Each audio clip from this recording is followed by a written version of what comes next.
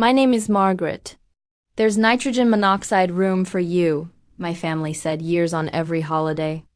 It was always the same line, spoken with that casual cruelty they seemed to believe didn't count as cruelty. But it counted. Oh, it counted more than they could imagine. They always found room for my sister Elaine, perfect, blonde, polished Elaine, and her husband Paul, the man with the grin that reminded me of a used car salesman trying to close a deal. Their two children could take over an entire living room and no one minded. But me? I was treated like a late RSVP to a fully booked hotel. I learned quickly that in my family love wasn't unconditional. It was transactional. They loved Elaine because she gave them what they wanted, endless admiration. A picture-perfect image to show off to the neighbors, and the willingness to agree with anything they said. I was different. I didn't bow my head or keep my mouth shut when something was wrong. And so they excluded me like I was a splinter they couldn't pull out, so they just pretended it wasn't there. Year after year I played along. I never made a scene, never demanded a chair at the table. Instead, I sat alone in my Miami apartment on Christmas Eve, eating microwave turkey and pretending the taste didn't make my stomach turn. I'd watch the clock tick past midnight and imagine their champagne glasses clinking, their forced laughter echoing through my mother's Charleston home. But in the silence of those nights, something inside me began to harden. My tolerance for humiliation calcified into something sharper, something that waited patiently for the right moment to strike. I told myself that when that day came, it wouldn't just be a small jab, it would be a wound they couldn't ignore. That moment came sooner than even I expected. For 10 years, I'd worked like a machine at a Miami real estate firm. While others spent their weekends on the beach, I was walking clients through penthouses and lakefront mansions. I started at $32,000 a year, barely making rent, but I clawed my way up to $175,000. I wasn't just closing deals. I was crushing them. Every contract signed was another brick in the fortress I was building for myself. In July, I stood on the balcony of my newest purchase, a $1.4 million oceanfront house in Florida. White stucco walls, a sweeping staircase, a pool that reflected the sky. The kind of place where you could stand in the living room and still hear the waves. It was mine, every inch, every tile, every view of that endless horizon. My name was on the deed. My mortgage. My rules. And for the first time in my life, I had the power to turn "there's no room for you" right back at them. 2 weeks before Christmas, my phone rang. It was Mom. I almost didn't answer, but curiosity got the better of me. "Margaret," she said, her voice too sweet, too eager. "We've packed our bags. The kids can't wait to see your new place. Elaine said your house looks incredible, oh, and Paul's bringing his famous pecan pie." I could almost see them in my mind, Elaine looking smug, Paul grinning like he owned the place, Mom already deciding which bedroom she'd claim. My answer was ice cold, sharp enough to cut the Florida heat. "No, there's no room for you." The silence that followed was delicious. "Margaret, what do you mean?" "Of course there's room. You have a huge house." "And it's my house," I cut in, my tone flat and final. "You made it clear there was never room for me in yours. I'm just returning the favor." She sputtered, trying to find the right words, but I didn't wait for them. I ended the call. The satisfaction hit me like a rush of adrenaline. Years of being the afterthought, the outsider, the invisible sister, they all funneled into that single moment. It wasn't just a refusal. It was a declaration. I wasn't playing by their rules anymore. That night, I sat on my back patio, the ocean breeze lifting the edges of my hair, and I imagined the conversation they were having without me. Elaine probably tried to spin it as Margaret being dramatic. Paul likely laughed, saying, "She come around." Mom probably clutched her chest and played the victim. But the truth was, they had underestimated me for far too long. In their minds, I was still the girl eating leftovers in a cramped apartment, too timid to make demands. They didn't realize I had been building something far more dangerous than wealth. I had been building the will to fight back, and not just to fight back, but to win. I thought of all the holidays I'd spent alone, the photos they'd posted online without me, the way my absence never seemed to bother them. I thought of the years of tight smiles and forced politeness, of being told maybe next year, when I'd asked about joining them. Every memory was like dry tinder, and my newfound success was the match. This wasn't just about excluding them from my house, it was about rewriting the script entirely. From now on, I decided I would choose who belonged in my life. I would be the one with the power to open the door or close it in their faces. And I wouldn't just stop there. Already, ideas began forming in my mind. I would host a Christmas Eve party, grand, decadent, unforgettable. I'd invite people they had looked down on, dismissed, or ignored. I'd make sure the guest list was everything they weren't, and I'd make sure they knew about it. As I sipped a glass of Napa Valley Cabernet that night, I let the aggression settle deep into my bones. This wasn't petty revenge, this was poetic justice. I had waited for years for the chance to turn the tables, and now that it was here, I wasn't going to waste it. I had been invisible for too long. This year, I would make sure they saw me, and once they did, they would never forget. They thought they'd locked me out forever. They didn't realize I'd been building my own door. And this Christmas, I planned to slam it right in their faces, the guest list that burned. Word spread through the family faster than gasoline over concrete. By the next morning, my phone lit up with messages, each one dripping with disbelief and just the right amount of panic. My cousin Frank's text was the first. "You're joking, right? Christmas without the family?" "No, Frank, I wasn't joking. I never joked about revenge." It was almost funny these were the same people who had no trouble pretending I didn't exist every December. Yet now they were acting as if I had stolen something from them. But the truth was, I'd stolen their illusion of control over me. And I was going to make sure they knew exactly how little power they had left. I started with the guest list. The first name I wrote down was Gina. We met in college, back when we were both broke and surviving on dollar slices of pizza. Years later, she'd married a man who looked like a Wall Street angel but turned out to be a serial cheater. When she finally divorced him, my family labeled her as unstable and not fit for polite company. They never invited her to anything again, which meant she was perfect for my table. Then there was Marcus. He was my mail carrier for 3 years when I lived in that dingy Miami apartment. One summer afternoon, I'd been struggling with 6 grocery bags up 3 flights of stairs, and Marcus carried every single one without hesitation. He was the kind of man my family would ignore. No Ivy League degree, no spotless designer suit, but his loyalty was worth more than all of their hollow manners combined. And then there was Daniel. I could still remember the night in 2014 when I brought him to a family dinner. We'd been dating for 8 months, and I'd been stupidly hopeful that introducing him to my family might change how they saw me. Instead, I watched Elaine drape herself over the conversation, her laughter too loud, her eyes lingering on him like he was hers to take. Daniel didn't cheat, at least not then, but that night changed things. I never forgot the way her hand rested on his arm when she thought I wasn't looking. Inviting Daniel now wasn't just about nostalgia, it was about planting a seed in her mind. A gnawing doubt she wouldn't be able to shake. Revenge doesn't always have to be loud. Sometimes it's better when it whispers.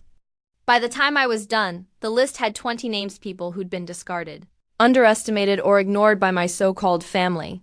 The kind of people they'd never think belonged in a $1 million oceanfront home. I wanted them to see my guests laughing in the glow of my pool lights, to smell the food drifting over the gate, to hear the clink of glasses they'd never get to hold. I didn't just want to host a party. I wanted to stage a spectacle. I called a private chef out of Orlando, Chef Lawson. His reputation was impeccable, and his price tag reflected it. $3,200 for the night, plus whatever ingredients he required. I told him I wanted nothing but the best lobster tails flown in from Maine, beef tenderloin cooked in truffle butter, and handmade pasta rolled fresh in my kitchen. Every plate would be art. Every bite would be something my family could imagine but not taste. Next came the drinks. I ordered 6 bottles of 25-year-old Macallan whiskey, the kind Paul used to brag about but never actually bought. I added a dozen bottles of fine Napa Valley Reds and a champagne selection that could rival the cellar of a 5-star hotel. I wanted abundance, not just enough to serve but enough to flaunt. The decorations had to match. I hired a lighting company to drape the backyard in warm golden strands, creating an atmosphere that felt both intimate and unattainable. Fresh poinsettias lined the patio, and the pool would glow under the stars, turquoise and inviting. My house was already beautiful, but I wanted it to radiate something more: success, defiance, untouchable elegance. Every choice I made was deliberate. Every detail was a carefully sharpened blade. I could already imagine Elaine's face when she saw the cars parked in my driveway. The laughter spilling over my gates, the scent of food drifting toward her like a taunt. She would recognize Daniel instantly. She'd clock Gina, the unstable divorcee. She'd notice every bottle of whiskey, every smiling face, every person who was part of my celebration but not hers. The aggression in me had teeth now. I wasn't just rejecting them, I was building an alternative reality. One where I was at the center, and they were nothing more than spectators on the outside. The text messages kept coming. Mom left voicemails in that tone she used when she wanted to guilt me into submission. Soft, trembling, designed to make me feel like the villain. Paul, ever the smug opportunist, sent the single line. "You'll regret this." No, Paul, you'll regret underestimating me. By the third day, I stopped answering any calls from family. If they wanted information about my Christmas Eve plans, they'd have to get it secondhand from the photos my guests would post, from the laughter they'd hear in the background, from the undeniable truth that I was celebrating without them. I even hired a photographer. Not some casual friend with an iPhone, a professional whose portfolio included celebrity parties and glossy magazine spreads.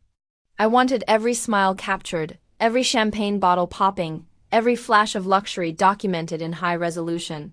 These weren't just memories. These were weapons. While the preparations took shape, I thought back to all the years I'd been told to understand their choices, to not take it personally when there was no room. I thought of sitting alone while they laughed in Charleston, of eating reheated turkey while they posted group photos online. My blood burned hotter with every memory. This year, the script was mine to write. I didn't want reconciliation. I didn't want them to apologize. I wanted them to feel the same sting they'd inflicted on me year after year, only magnified. I wanted them to realize that while they'd been busy dismissing me, I'd been building a life that didn't need them. By the end of the week, my guest list was confirmed, the catering booked, the alcohol delivered, and the decor scheduled for installation. The house would be ready. I would be ready, and my family? They'd be right where I wanted them, outside my gates, looking in. Florida nights and locked gates. Christmas Eve arrived dressed in gold. The Atlantic breeze rolled in warm and salty, brushing against my skin like it already knew the night's purpose. My backyard glowed with strands of light draped over palm trees, and the turquoise pool shimmered under the stars. The faint hum of jazz poured from the outdoor speakers, mixing with the clink of glasses and the low hum of laughter. By 6:30, the driveway looked like a magazine spread. Sleek convertibles, rented black SUVs, and even one vintage Jaguar lined the property. Guests stepped out in tailored suits and cocktail dresses, their heels clicking against the stone path as they crossed into my home, the home that had once been nothing more than a dream I clung to in the dark. Inside, Chef Lawson's team worked in perfect rhythm, laying out platters of lobster tails glistening with butter, beef tenderloin carved to perfection, and handmade pasta draped in truffle cream. The air carried the scent of decadence. And it wasn't just food. It was a message: abundance, wealth, and power that I'd built with my own hands. By 7:30, the party was in full swing. Marcus was telling a story about delivering mail during a Miami hurricane. Gina was laughing so hard she nearly spilled her wine, and Daniel was leaning against the patio railing, glass of champagne in hand, catching my gaze every now and then with that familiar smirk. He fit into this scene perfectly, which I knew would sting more than anything for Elaine. At exactly 7:42 p.m., I saw the headlights. The security cameras caught it first, a silver minivan rolling up to the gate like it belonged here. My family's minivan. I didn't move immediately. Instead, I took a slow sip of champagne, savoring the anticipation. The intercom buzzed. "Margaret?" It was Mom's voice, overly bright, the kind of tone she used when she was pretending nothing was wrong. The camera feed showed her stepping out of the van, clutching a pie in foil as if that alone could buy her entry. Elaine followed, wearing a red dress that probably cost more than it should have. But her face, oh, her face was worth the price of the entire night. Her smile faltered instantly as she scanned the patio beyond the gates. And then she saw him. Daniel, laughing with Marcus, one hand in his pocket, looking entirely at ease. Her shoulders stiffened and she strode toward the intercom. Margaret, what is going on? I stepped toward the nearest camera, close enough so she could see the faint smile on my lips. There's no room for you, remember? For a moment, she just stared at me through the lens, like she couldn't process the words. This is cruel, she said finally, her voice cracking just enough to betray the hit. Cruel. That word rolled around in my mind like a polished stone. Years of being told there was no room for me at their table, of eating holidays alone while they toasted without me, that was cruel. This was justice with a side of champagne. I tilted my head slightly, letting the silence stretch between us until it was taut and uncomfortable. Then I glanced to the guard stationed by the gate. Close it. The motor whirred to life, and the metal bars began to slide shut. The sound clank was sharper than I expected, final and satisfying. Elaine took a step forward like she might protest, but the guard didn't even look at her. The gate locked into place with a clean, echoing click. I turned my back to the camera without another word. Daniel caught my eye as I stepped back into the crowd. He raised his glass.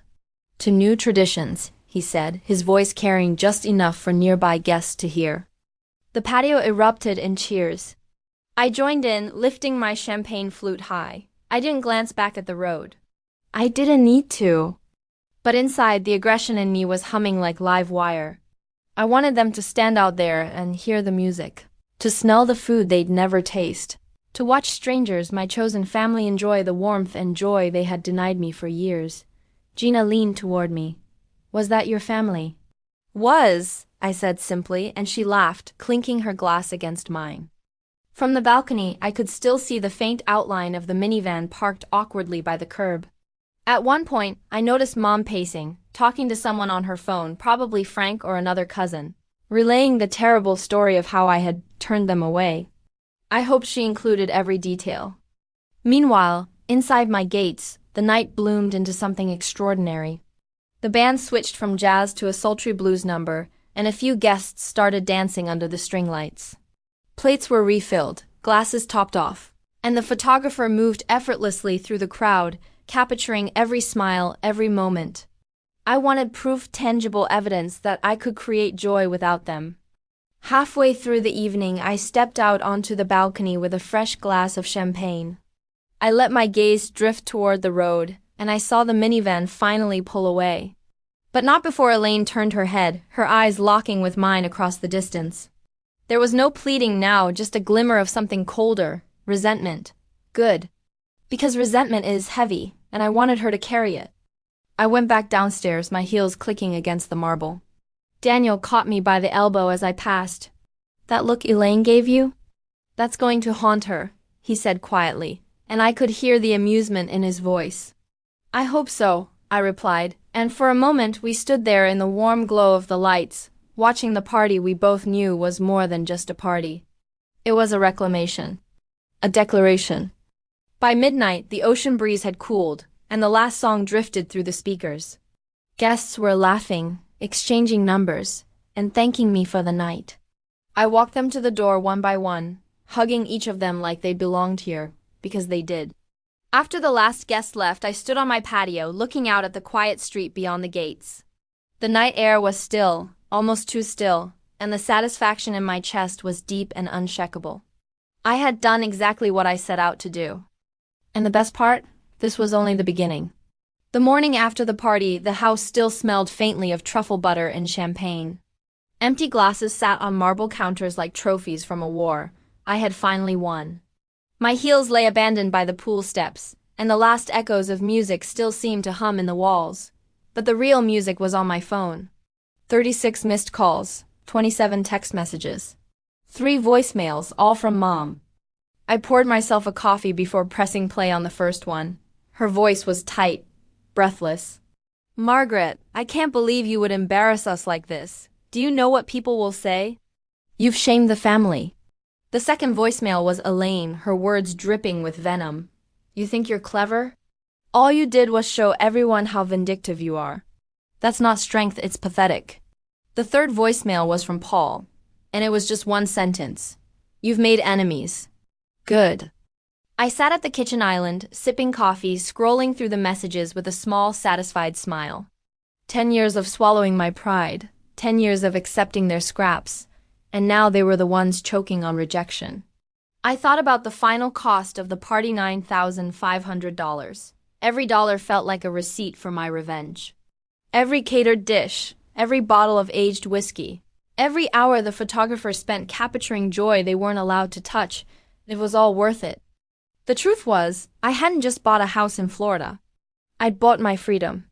I'd bought the ability to lock the gate and decide who entered my world. I'd spent years being the quiet sister, the overlooked daughter, the one who was understood but never celebrated. Now I was the one holding the power, and I didn't intend to let go. I leaned back in my chair and looked out through the glass doors to the ocean. The waves rolled in slow and steady, the kind of rhythm that reminded me of patience. That was what made my revenge so perfect. It wasn't impulsive. It had been building for years, brick by brick, insult by insult. And when I finally struck, it wasn't just to get even. No true revenge isn't about balance. It's about elevation. It's about making sure the people who once looked down on you have to look up from now on. I could have stopped there. I could have left them with nothing more than the sting of that one night, but I wasn't done. By mid-morning, I had an idea. I sent the photographer's best shots to a graphic designer I knew from the real estate world, someone who specialized in glossy, magazine-style layouts. Within an hour, she had agreed to turn the pictures into a mock lifestyle spread titled Christmas Eve at the Shore, an evening of elegance. The photos were perfect. Gina laughing in the golden light. Marcus raising a glass by the pool. Daniel leaning on the balcony, the ocean behind him. Platters of food that looked like art. My own image front and center, champagne flute in hand, the hostess in full command of her empire. I posted the spread online with a short caption, "A night to remember. Merry Christmas to those who matter." Within minutes, the comments started, friends congratulating me, acquaintances asking about the menu, strangers admiring the decor. And I knew, without a doubt, that my family would see every single one of them. By noon, Elaine texted, "You're doing this on purpose." I didn't reply. That night, I opened a bottle of wine and sat on the patio, letting the cool breeze wrap around me.